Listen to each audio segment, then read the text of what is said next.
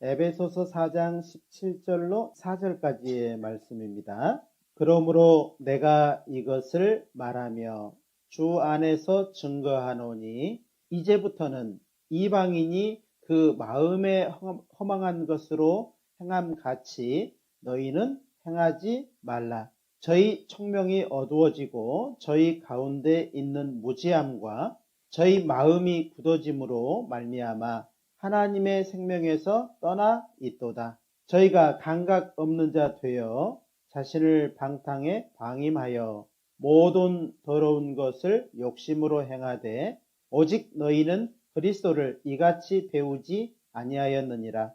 진리가 예수 안에 있는 것 같이 너희가 과연 그에게서 듣고 또한 그 안에서 가르침을 받았을진데 너희는 유혹의 욕심을 따라 썩어져가는 구습을 좇는 옛사람을 벗어버리고 오직 심령으로 새롭게 되어 하나님을 따라 의와 진리의 거룩함으로 지으심을 받은 새 사람을 입으라. 이 에베소서는 사도 바울이 로마 감옥 안에서 기록한 편지입니다. 이 에베소서 교회에 대한 주된 말씀이 기록이 되어 있어요.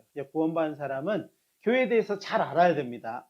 교회가 무엇인지, 교회는 누가 세웠는지, 그리고 나는 교회로서 어떻게 살아야 되는지, 이런 내용들에 대해서 잘 알 수 있는 그 성경이 에베소서입니다. 그래서 에베소서는 두 개로 이렇게 딱 나눌 수 있는데, 에베소서 1장부터 3장까지가 이건 교리예요. 교회는 누구 뜻으로 세워졌는가, 이루어졌는가? 예수님이 교회의 주인이에요. 구원받은 사람 한 사람 한 사람을 교회라고 하고 또 그 교회가 함께 모여서 무언가를 해요. 이제 4장부터 6장까지의 내용이 이 구원받은 사람이 누구 뜻대로 살아가야 되느냐, 내 뜻대로 살아가야 되느냐, 예수님 뜻대로 살아가야 되느냐, 그래서 적용하는 겁니다. 구원받은 사람은 그 삶의 적용이 필요하잖아요. 아는 것만큼 행한다고 하죠. 그러니까 모르면은요 자기 뜻대로 살아가요. 예수님은 교회의 머리예요. 내 모든 손과 발이 머리의 지시를 따라서 막 움직이잖아요. 교회라고 하는 것이 고장났을 때는 말씀을 의지하고 교회와 함께하면 반드시 고쳐져요. 이제 구원받은 사람이 주님의 뜻대로 살아가려면 어떻게 해야 될까요? 자기 위주의 생각을 하게 되는 것이 이 개인주의거든요. 그러면은 우리는 예수님 중심으로 살아가야 돼요. 예수님이 생각하고 예수님이 인도하는 대로 따라가는 것이 구원받은 사람이죠. 그럼 구원받은 사람은 어떻게 살아가야 되느냐? 에베소 4장 1절을 한번 보겠습니다. 그래서 이게 삶에 적용하면 되는 겁니다.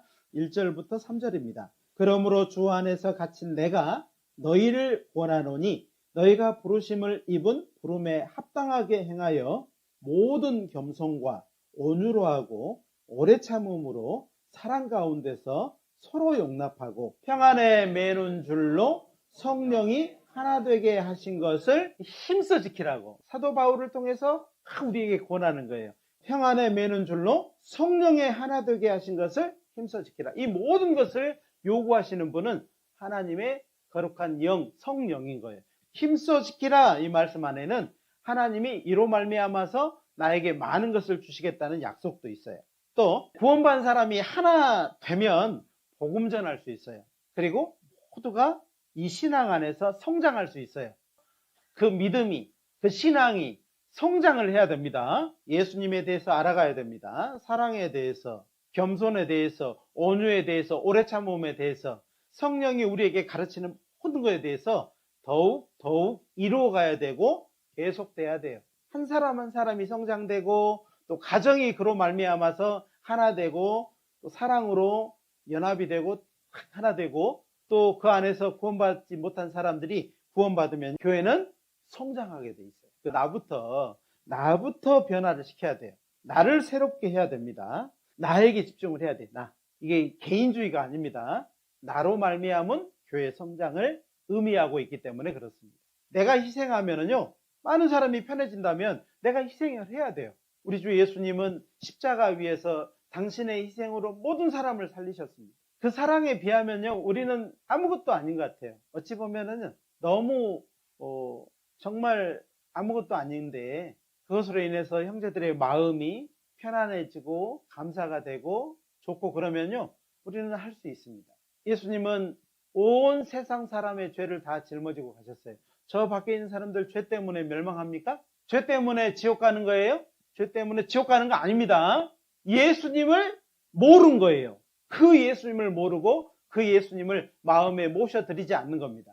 감사함으로 받아들이지 않기 때문에 지금 지옥 가고 있잖아요. 우리는 이 사실을 너무 잘 알고 있기 때문에 내가 새롭게 돼야 되는구나, 내가 새롭게 되지 않으면 안 되는구나, 오늘 요것을 생각하는 거예요. 그래서 하나님은 내가 새롭게 되게 하기 위해서 교회를 통해서 말씀을 전해주시고 또 복음을 전해주시고 또 형제자매들을 한 사람 한 사람 변화시키기를 간절히 바라셔요.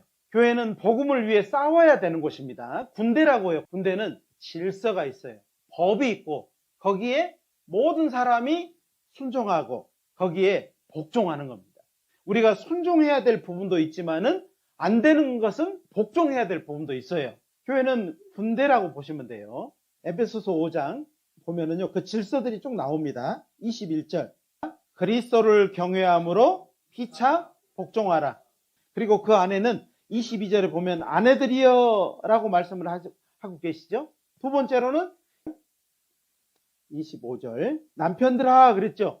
교회의 중요성으로 보면은 첫 번째가 아내들, 두 번째로는 남편들, 세 번째는 6장 1절입니다. 자녀들아 그랬어요. 교회의 질서, 교회의 법에 순종하고 불순종하는 문제를 말하는 거예요. 부모님 말씀을 듣는 것 이상의 내용을 말을 하는 거라고. 그래서 자녀들에게 너희 부모를 주 안에서 순종하라. 이것이 옳으니라. 그러니까 주 안에서는요, 부모도 형제요 자매인데 질서가 있다는 겁니다. 자녀들도 부모를 구원받은 사람으로 인정할 때 교회는요, 단단해져요. 단단해져. 질서가 생긴다 이 말이에요. 그리고 6장 5절 볼까요? 종들아 그랬죠. 그리고 6장 9절에 보면 상전들아 라고 돼 있어요.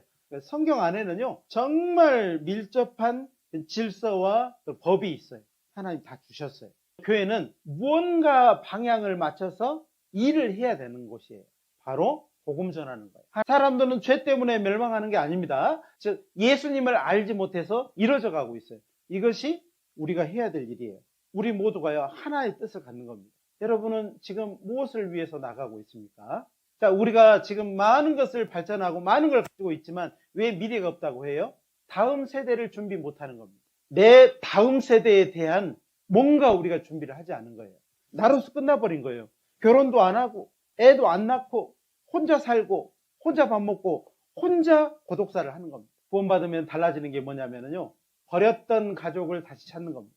내 주변 사람들이 새롭게 인식이 되고 내 주변에 있는 많은 사람들이 죽었나 살았나 궁금해지고 죽어 있으면 살리려고 하는 그 열정이 생기는 겁니다. 내 자녀들이 있으면 내 자녀들에 대한 구원에 대한 그 마음이 생기는 거예요. 이건 생각을 한번 해보셔야 된다. 정말 우리가 무엇에 열심을 해야 되는지 생각을 해봐야 돼요. 다 알겠지? 이거는 합당치 않은 마음입니다. 또 질문하고 또 물어보고 또 그 마음을 두드려보고 정말 예수님 앞에 너 괜찮냐?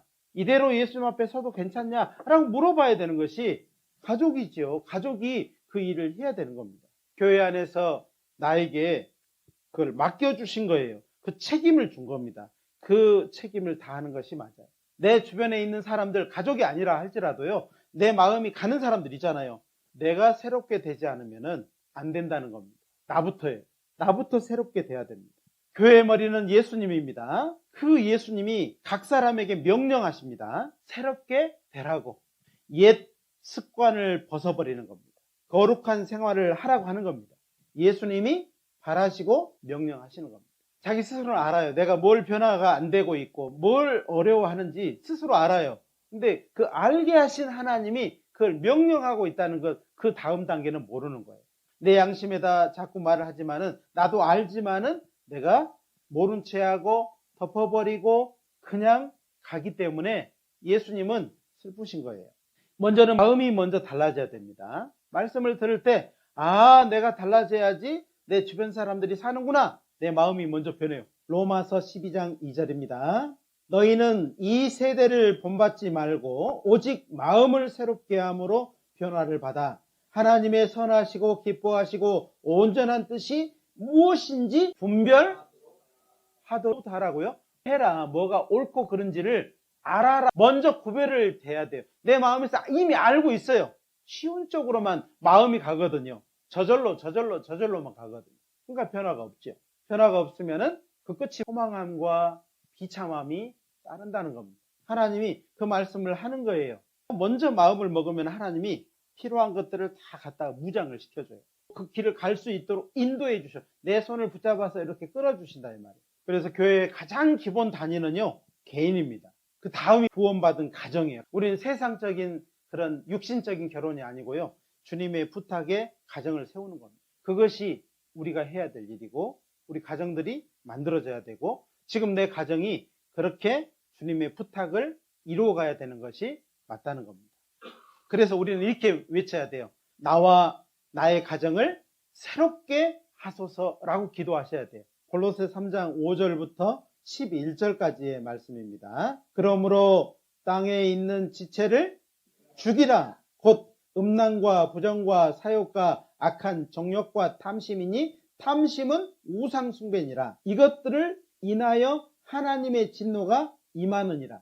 너희도 전에 그 가운데 살 때에는 그 가운데서 행하였으나 이제는 너희가 이 모든 것을 벗어버리라. 곧 분과 악의와 회방과 너희 입에 부끄러운 말이다. 너희가 서로 거짓말을 말라. 옛사람과 그 행위를 벗어버리라고. 새 사람을 입었으니 이는 자기를 창조하신 자의 형상을 조차 지식에까지 새롭게 하심을 받는 자니라.